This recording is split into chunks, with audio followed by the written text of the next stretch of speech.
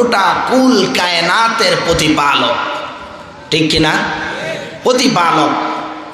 মুহাদ্দিসিনে কেরাম এই আয়াতের ব্যাখ্যাতে একটা হাদিস বর্ণনা করেন। ক্বালান নবী সাল্লাল্লাহু আলাইহি ওয়াসাল্লাম আফযালুয যিকরি লা ইলাহা ইল্লাল্লাহ ওয়া আফযালুদ দুআই আলহামদুলিল্লাহ।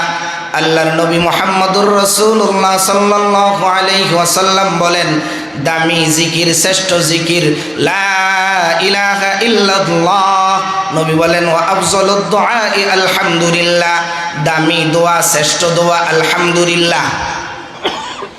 এই জন্য আমরা সকলে আল্লাহর শুকরিয়া আদায় করে কি বলবো? দুইটা ফজিলত বললাম, হুজুর চলে আসছেন, আস্তে আস্তে আরেকটা। আল্লাহর নবী মুহাম্মদুর রাসূলুল্লাহ বললেন, যেই ব্যক্তি সকালে একবার 100 বার পড়বে আলহামদুলিল্লাহ, 100 বার পড়বে সুবহানাল্লাহ। কতবার? তাড়াতাড়ি বলেন, কতবার? 100 বার সুবহানাল্লাহ, 100 বার আলহামদুলিল্লাহ। বিকালে ওই ব্যক্তি 100 বার সুবহানাল্লাহ, 100 বার আলহামদুলিল্লাহ। তাই পড়লে কি দিবেন?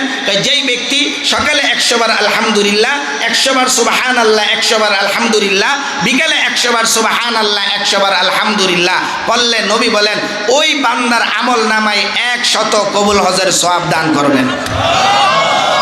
পড়বেন তো? মসজিদে বৈশা পড়বেন তো? বৈশা বৈশা আমরা গল্প গুজব করি, গল্প করবেন না পড়বেন? তাহলে আলহামদুলিল্লাহ বেশি বেশি পড়া দরকার। তাহলে জীবনের চলতি মুহূর্তে কেউ যদি জিজ্ঞেস করে আপনাকে, ভাই কেমন আছেন, কি বলবেন? আপনারা কেমন আছেন? আলহামদুলিল্লাহ।